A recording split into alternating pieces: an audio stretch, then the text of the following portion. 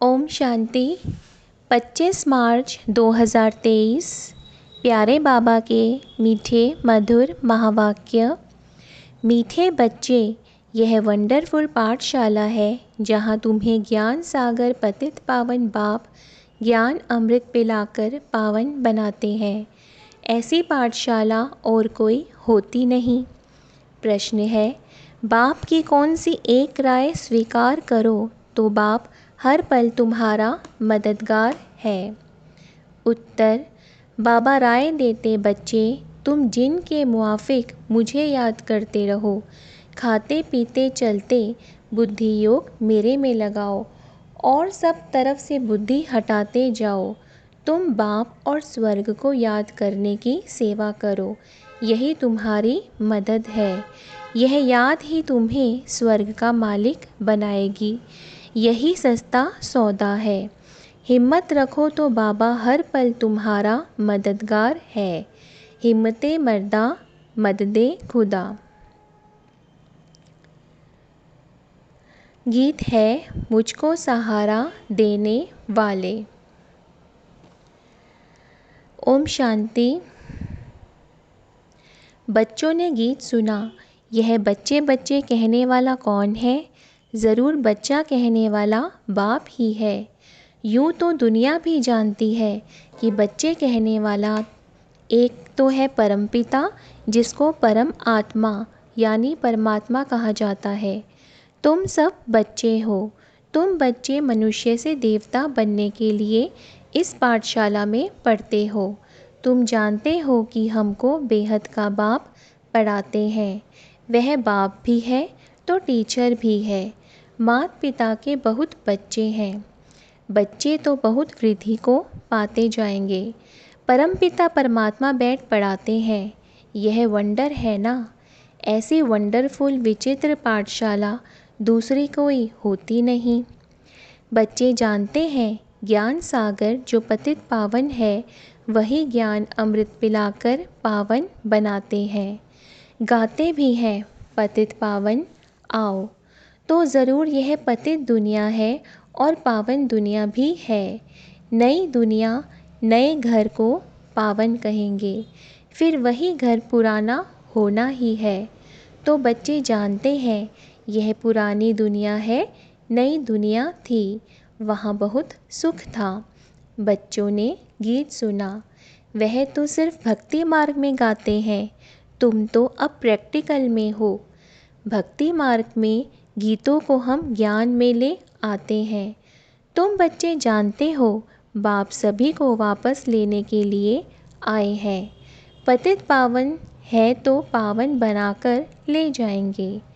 ऐसे ऐसे अपने से बातें करनी है। यह ज़रूर पतित दुनिया है।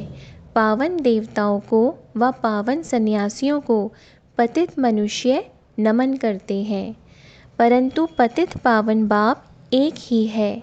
सभी उस पावन बनाने वाले को याद करते हैं, क्योंकि सारी दुनिया को दुख से लिबरेट करना यह बाप का ही काम है।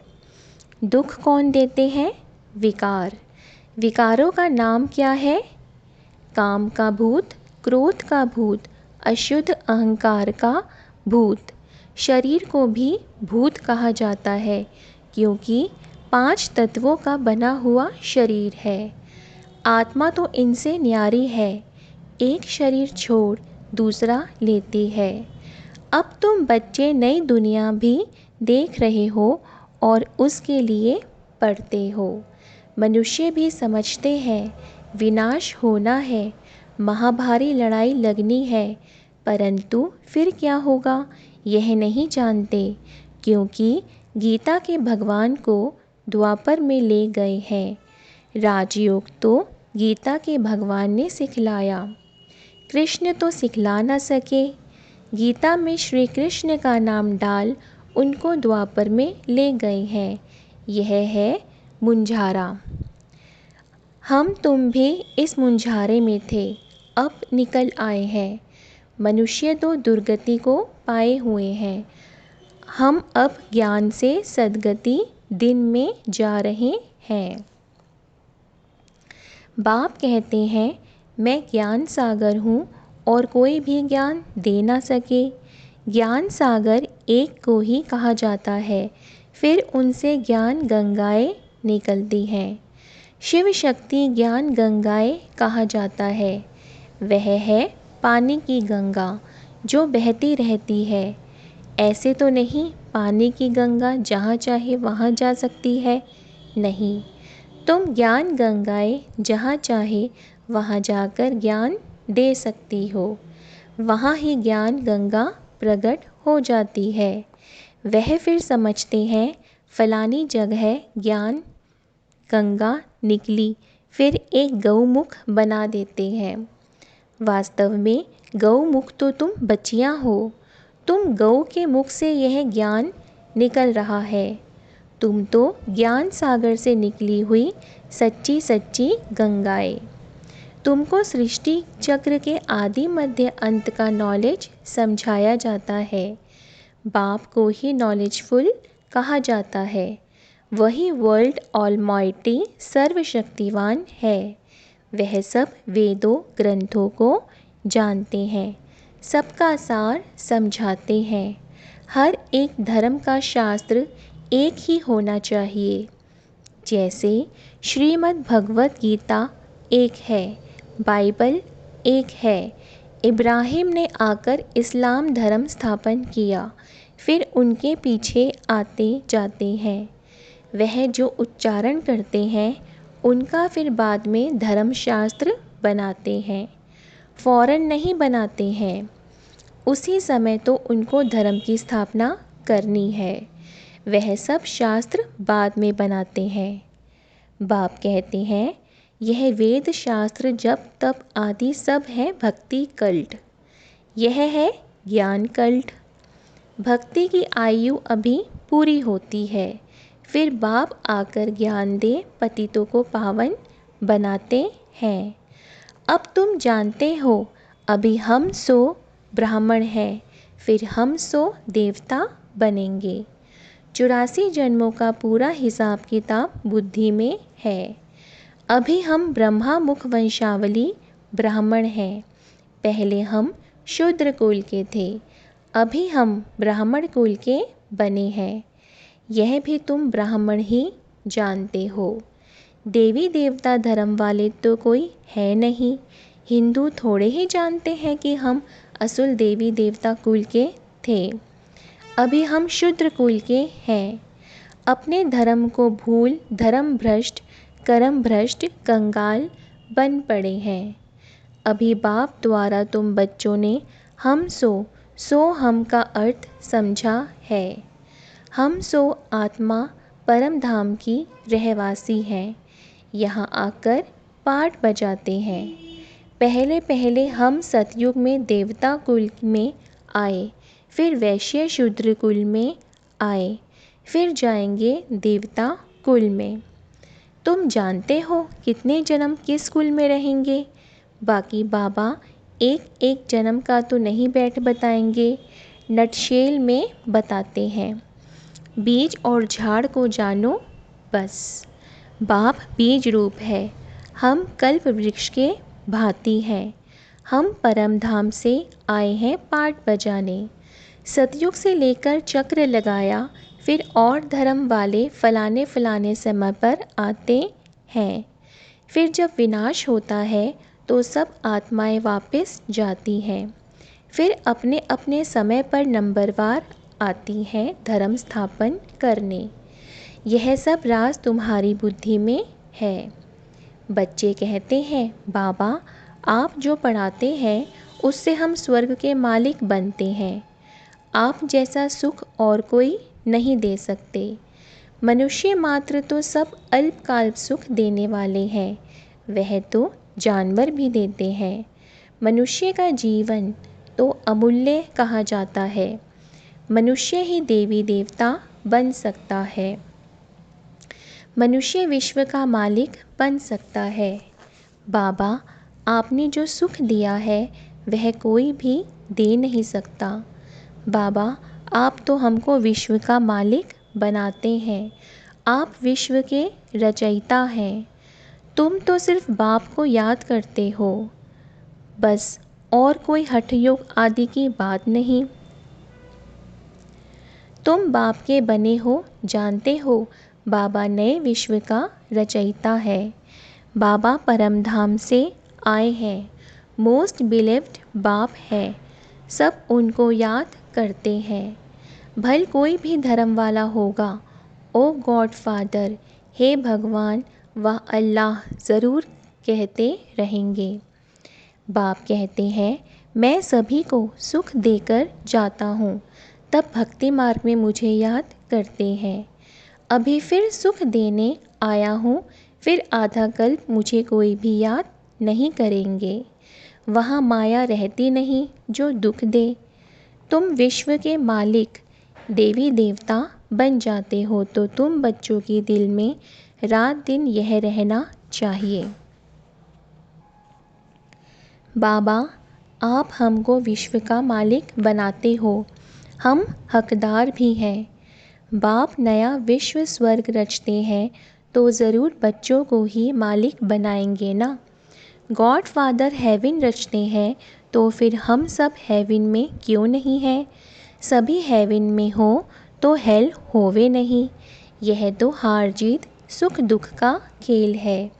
नई दुनिया फिर पुरानी बनती है, नया कौन बनाते पुराना कौन बनाते। यह सृष्टि चक्र कैसे फिरता है, यह बुद्धि में रहता है। सतयुग त्रेता में है सूर्यवंशी चंद्रवंशी, फिर द्वापर में और धर्म इमर्ज होते हैं। जो जिस प्रकार कल्प पहले हुआ है वैसे ही फिर रिपीट होना है। तुम बच्चे जानते हो अभी फिर से सतयुग स्टार्ट होने वाला है। पुरानी दुनिया ख़त्म हो नई आने वाली है।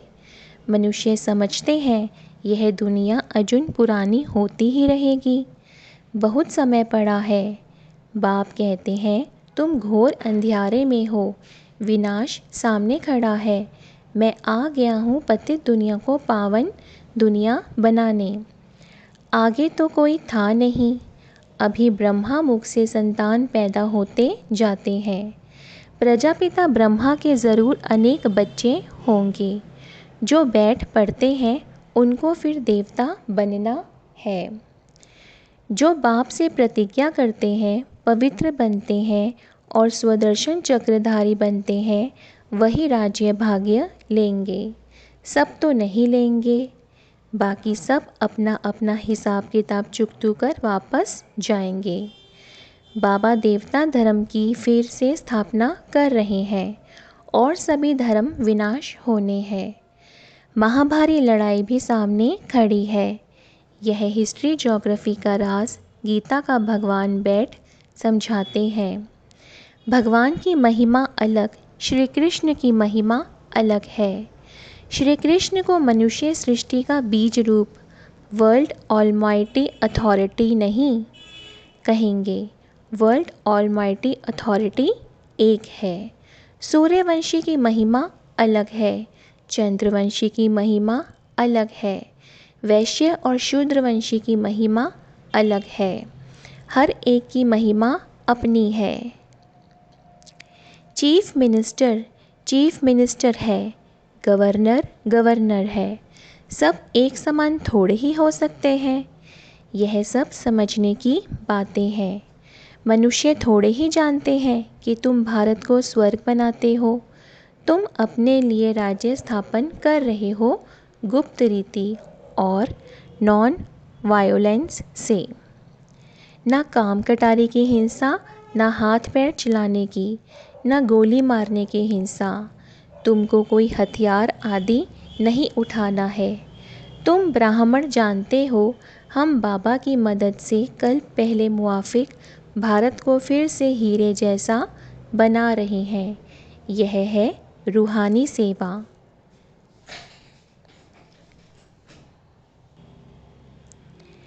मनुष्य जो जिस्मानी सेवा करते हैं, हम बाबा की श्रीमत से श्रेष्ठ बन रहे हैं। बाकी सब मनुष्य मत से भ्रष्ट ही बनते जाते हैं। नीचे उतरना है ज़रूर। भक्ति भी पहले अव्यभिचारी होती है, वेरी गुड भक्ति। एक की ही पूजा करते, फिर सेकंड ग्रेड में देवताओं की करते, फिर तो कुत्ते बिल्ली पत्थर मिट्टी आदि 5 भूतों की भी भक्ति करने लग पड़ते। उनको कहा जाता है व्यभिचारी भक्ति। अव्यभिचारी से व्यभिचारी बन पड़ते हैं। अब बाप तुमको अव्यभिचारी योग सिखलाते हैं। गृहस्थ व्यवहार में रहते खाते पीते सिर्फ बाप और वर्षे को याद करना है। मेहनत सारी इसमें है। भल अपने घर जाओ आओ, सिर्फ गुप्त रीति से बुद्धि से याद करो। मुख से राम राम अथवा शिवाय नमः कहने की भी दरकार नहीं, सिर्फ बाप को याद करो। बाप है गुप्त ज्ञान का सागर। सारे इस सृष्टि चक्र का उनको पता है। उनको कहा जाता है परम आत्मा। यह आत्मा है, इनको उस बाप से ज्ञान मिल रहा है। इन सब बातों को धारण कर और फिर कराना चाहिए। बेचारे रास्ता ढूंढते रहते हैं, जानते नहीं हैं। तुम जानते हो शांति धाम है निर्वाण धाम, जहाँ है जहाँ से हम आत्माएं आती हैं। स्वर्ग है सुख धाम, नरक है दुख धाम मायापुरी। वह स्वर्ग विष्णुपुरी और यह नरक रावणपुरी। बाप कहते हैं तुम सिर्फ बाप और वर्षे को याद करो बस। अगर बीच में बुद्धि और तरफ चली जाती है तो उनको हटाओ। खाते पीते चलते सिर्फ मुझ बाप को याद करो, बहुत सहज है। समझो विलायत में कोई रहता है, उनकी मेम साहिब हिंदुस्तान में है, तो दूर रहते भी उसकी याद बुद्धि में रहेगी ना। हम भी कितनी दूर हैं, परंतु बुद्धि से बाप को याद करना है, जिससे बहुत सुख मिलता है और सबसे तो दुख मिलता है। मनुष्य को कभी भी सदा सुख नहीं दे सकता। बाप कहते हैं जिन्न के मुआफिक याद करते रहो, बस बाप और स्वर्ग को याद करो, यही हमारी सेवा करो। हम तुम्हारी सेवा करते हैं याद कराने की, तुम फिर याद करने की सेवा करो। यह राय स्वीकार करो, यही तुम्हारी मदद है। हिम्मते मर्दा मददे खुदा। यह याद ही तुमको स्वर्ग का मालिक बनाएगी। कितना सस्ता सौदा है। वो गुरु लोग तो बहुत धक्के खिलाते हैं। एक ही सतगुरु जब आते हैं तो फिर कोई गुरु करने की दरकार नहीं रहती है। गुरुपना ही निकल जाता है, सभी सद्गति को पा लेते हैं। एक सतगुरु के आने से फिर अनेक गुरु करने की रस्म रिवाज आधा कल्प के लिए निकल जाती है। फिर भक्ति मार्ग में वह रस्म चलती है।